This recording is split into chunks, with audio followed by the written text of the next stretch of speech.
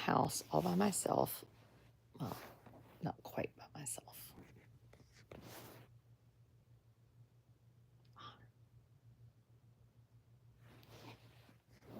I have a very, oh, are you so tired? Very tired golden retriever who is missing her person because he's at camp. It's late. I need to be asleep. I have a meeting all day tomorrow. And I'm just thinking, a lot of thinking going on here. You know how that happens. Your brain goes, it goes, it goes. I didn't even check in with my subscribers and members today. I got busy.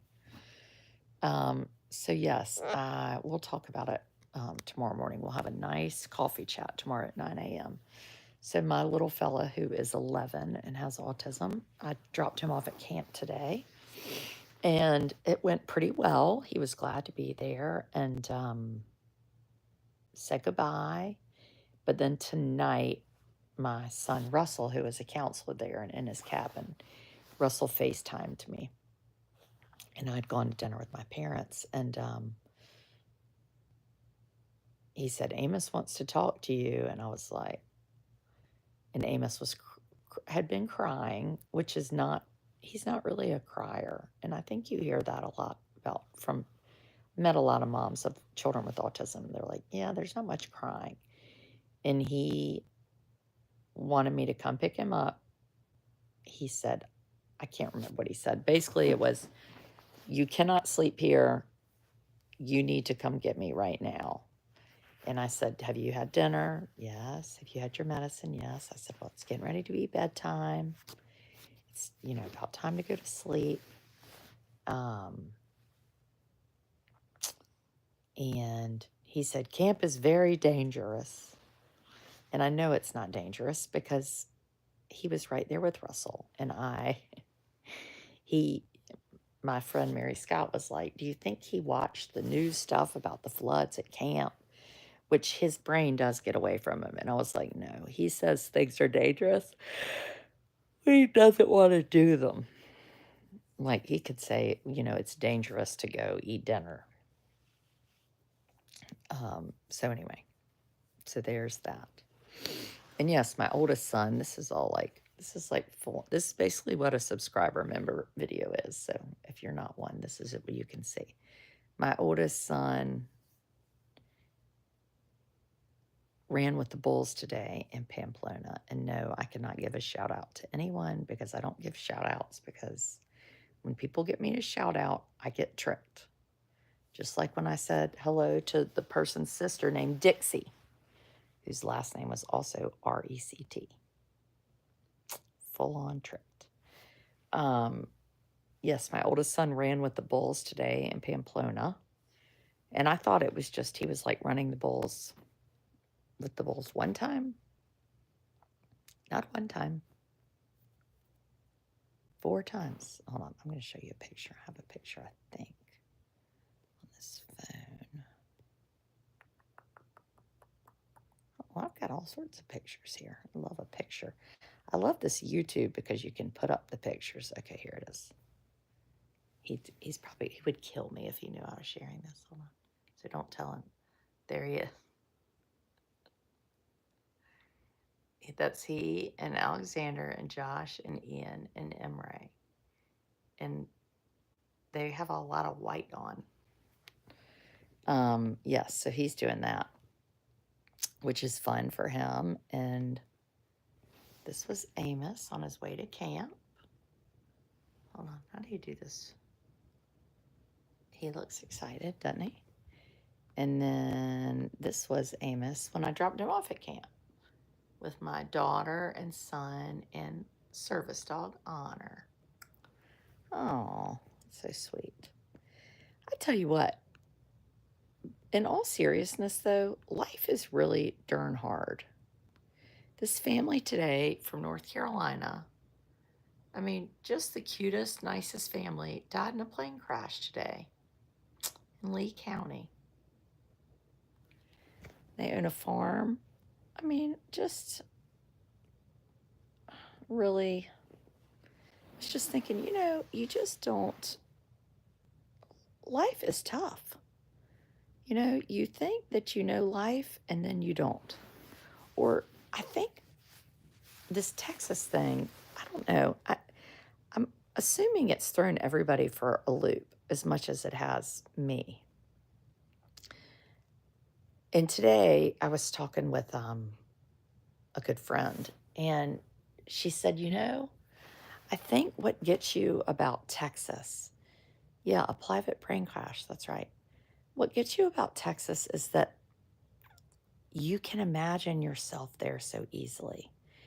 And maybe it's where I live in Eastern North Carolina, but camp is like a very normal, regular part of life. And so, it's like if you were in New York when the Twin Towers fell. And if you had been in New York at a time, right, you'd be like, I've been in New York. I've worked in the World Trade Center. I've done this. I've done that. I did this. Where camp drop off is, or if you flew a plane all the time with your family in it, the camp drop off is something that is so familiar. Camp is very much a summer thing for kids here in Texas. Yes, I know it is, Christy. I just mean in my own little sphere, And I just I have 100 camp stories, you know, drop off camp stories, pick up camp stories, so many camp stories. And it just really is hard to wrap your mind around, you know? It's hard to wrap your mind around. Um, there's still children missing that they haven't found. What makes this flood more impactful than East Tennessee and North Carolina? Alyssa, I think it's a group of children that weren't with their parents. There were twin 8-year-olds that died from Texas.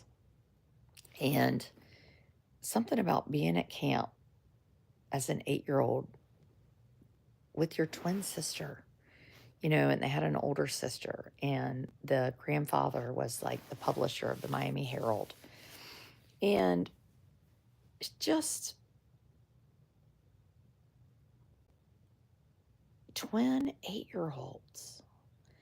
Like, that just makes you want to lay down and cry. It really does. It just break your heart. And I was telling, it's hard to get my dad's attention. And tonight I had dinner with my parents, and I was saying that to my dad. I said, this family lost their twins. And he said, I don't know how you do that. And this is a dad who he lost his only son to cancer when he was a child. And so it's not like, you know, it's not like he hasn't experienced loss. And the parents said, it was something along the lines of, we had this amazing life and existence, and we loved these little girls, and it's like those memories will be frozen in time. And it's just so powerful because, your life can be so perfect and wonderful. And when something terrible happens in your life, there's a before and there's an after. And I remember before my brother got sick, there was life before Adam was sick, right? And it was like we were living in this kind of make-believe dream, like this regular, easy life, which wasn't easy, but in hindsight, it's easy. And so we're watching these families who they dropped their little people off at camp, and they folded t-shirts and underpants and shorts and they labeled clothes, maybe with a Sharpie like me, or maybe they put in nice little stickers, and they bought new Crocs, and they licked stamps and put them on envelopes, and they looked up addresses for grandparents and parents and neighbors, and they did all the things. They packed sunscreen, and they went and got little small things of spray like I did. And I have 3 children at camp right now, and I cannot fathom them not being there when I go to pick them up on Friday. I just don't know how you wrap your mind around it. And I think there's so many of us that we're just heartbroken. And I think I want people in Texas to know we are heartbroken for you. And just know that you're not by yourself. I think when my brother died, I remember thinking, like, I ran out of the hospital that morning, and I went outside, and there were people were driving, and all life was happening. It was a beautiful outside. And I thought, how can the world still be moving? Like, my whole world is done. And I wish for a minute that when I went outside that day, that July 18th of 1990, that when I went outside that morning, everything was frozen just for a minute, just to say, like, we know your life is now changed forever, and we're so sorry. And I want Texas to know that. I want Texas and the people in Texas to know, like, we are not pretending everything is fine. And even though our lives are moving, I've dropped 3 children off at camp. Like, we are thinking of you every single hour. It's just really, I know it doesn't do much. I just feel such a need to want people to know that. Yes, 2 other sisters were found, and the older sister's name is Blair. And my daughter's name is Blair, and 2 girls. Blair's 13, and her sister Brooke was 11. And they were in a cabin with their grandparents who have not been found, their dad's parents, and their dad and mom were staying at a cabin right up the way, and their dad tried to get to them, and he couldn't. And they texted him and said, I love you. I love you. And he never got to see him again. And they found them not alive, and they were holding hands when they found them. They had stuck together, it just is debilitating. It's just debilitating.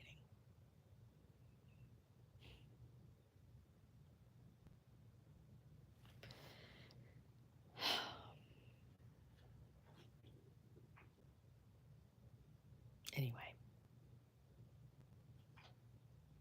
we live in the hill country of Texas where this happened. Everyone seems to be mourning. It's just a cloud of grief. Well, I'm so sorry, Judy. I just want you to know that people all over the country see you and are praying for you. And I'm not somebody that just throws that out like, oh, I'm sending prayers to you. Like, I have been saying prayers for you and for Blair and Brooke's parents and the twins' grandparents and the cousins and aunts and uncles and everybody that's waiting. I hope they know how loved they are.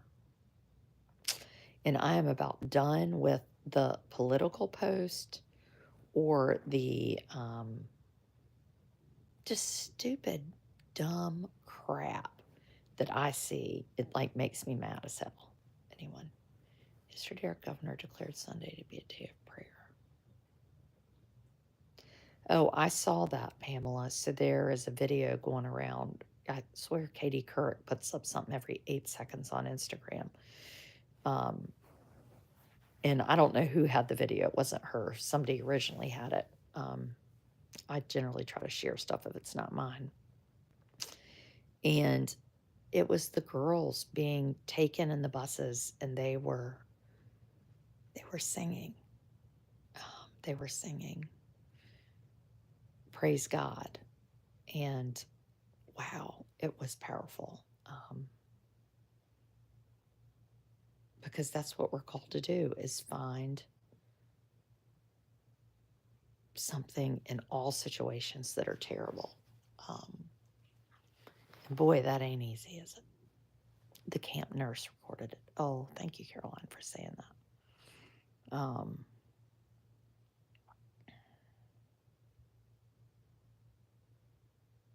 Yeah, and there was a story this morning that I really hope it's true, because it would be such good news that these two sisters who live in Kerrville, they said they heard crying for about 20 minutes, and they found an 8-year-old in debris and from Camp Mystic. And for the life of me, because I've been following the story pretty carefully, they have listed the campers who have died and the campers who are still missing. And then there were a lot of campers that were able to make it out of their cabins. And I have not heard on one, it was CBS Mornings, one little interview that they found this 8-year-old, but the family has not come forward. The sheriff hasn't come forward, and the sheriff, they've come forward with name. It's just, so I reached out to the girls that were on the news and said, I would like to interview you. And the one like blocked me. And I was like, that's weird. So then I sent messages to the sisters or to some cousins or something. The cousin said, well, I asked them, and the sister said, we don't want to do any interviews. We didn't want to do that interview. And I was like, okay, well, and it's a good story. It'd be a good one to know about. And she said, well, don't bother me anymore. All I know is they gave the kid back to the camp and they were thanked. And that was the story.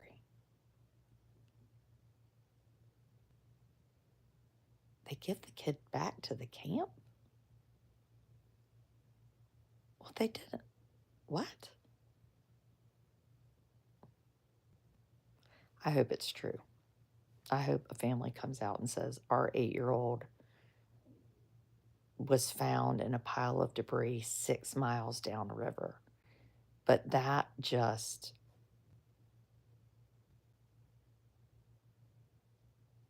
it's just, if that miracle happened, we want to hear about it.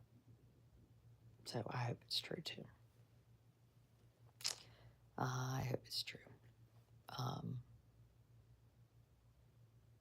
Anyway.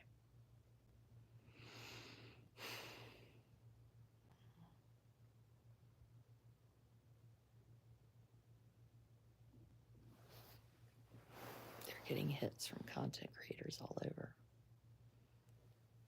Oh, Linda. Linda, of course you said that. Linda hates me. Linda, you like me, but you like to hate me. I don't mind that. I'm used to it. I live with 3 teenagers.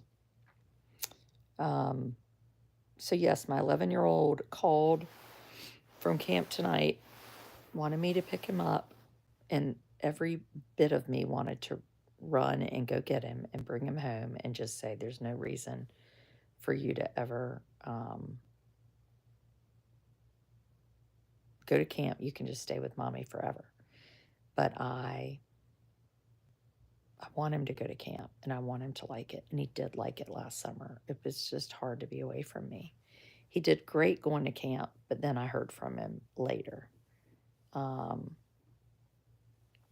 Yes, I did, Sarah Lynn. Thank you. But my son Russell is in his cabin, and he texted me a little while ago and said he's asleep, so I think we're good. It's hard, to be away from your mama. It's tough. So anyway, but he's doing okay.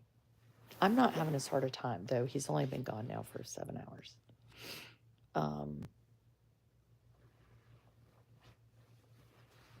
So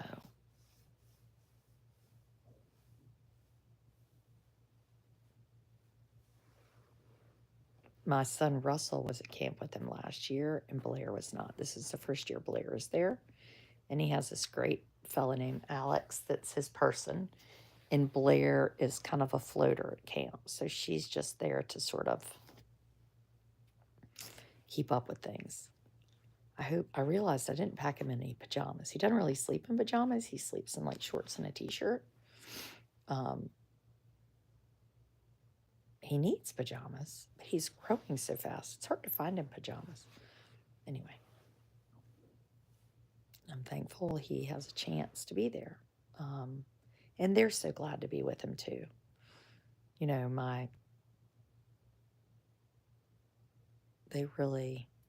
You may have a harder time getting him to the second camp. Don't think I don't know it. He has camp next week.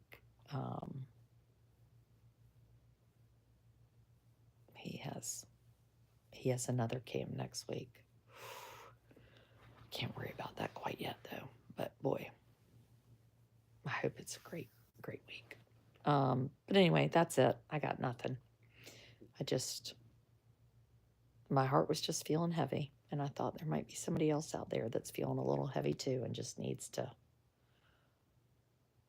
have somebody to talk to for a second.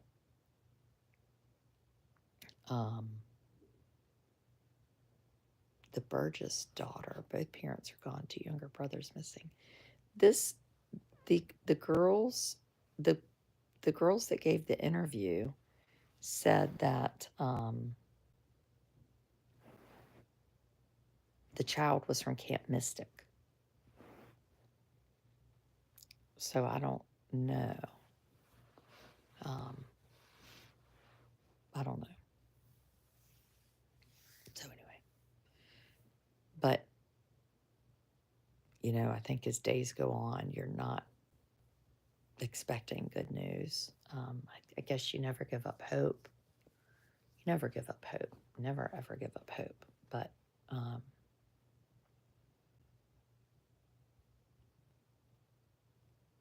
it's not good when the time goes. But yeah, it's not a time to be political. It's not a time to, there are people that are blaming Trump because of the National Weather Service. And then there are people that are blaming, they hate Trump. And then there's a woman, a pediatrician, that she hates Trump. So then people hate her. It's every which way. Several young kids missing whose parents have died. Yes, this was a child from camp, not with the parents there. Pediatrician said something about, I hope all the non-MAGA people are safe. And Todd Starnes said, well, she wants children to die. I was like, she did not say that. Now, what she said maybe wasn't nice, but you can't make something a lie. You know what I mean? Like, this weather thing, that didn't have anything to do with Trump. I don't care if you like Trump or don't like Trump. The pediatrician lost her job. I know, and I don't think, I'm a real fan of free speech. I think that's like the part of me that's conservative. I'm a big fan of free speech. And she didn't say anything about children. So there's that. So I can just be a fan of free speech, whether or not it goes with my politics. So there's that. Yeah, lost her job. I will say to you, cancel culture is a dangerous thing. And I had a friend who was this amazing, not a good friend, but physician in New York City, and got fired, as she said, and posted things hateful about the camp. She did not, Donna. What she said is, I hope the non-MAGA voters are safe. So that doesn't have anything to do with children. So there's just no reason to take something and change it. Because that then makes something political, right? Isn't it just enough to be on its own? I feel annoyed with her. Why the frick did she say that? But do I think she needs to lose her job? Or do I think that needs to be the focus of the conversation? No. What I'd like the focus of the conversation to be is, what are we going to do to make sure this doesn't happen again? What can we do?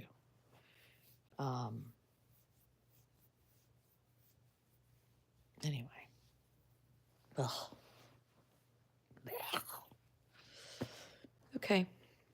Tune in tomorrow. Coffee chat with y'all in the morning. Look forward to catching up and hoping good news for Amos sleeping tonight.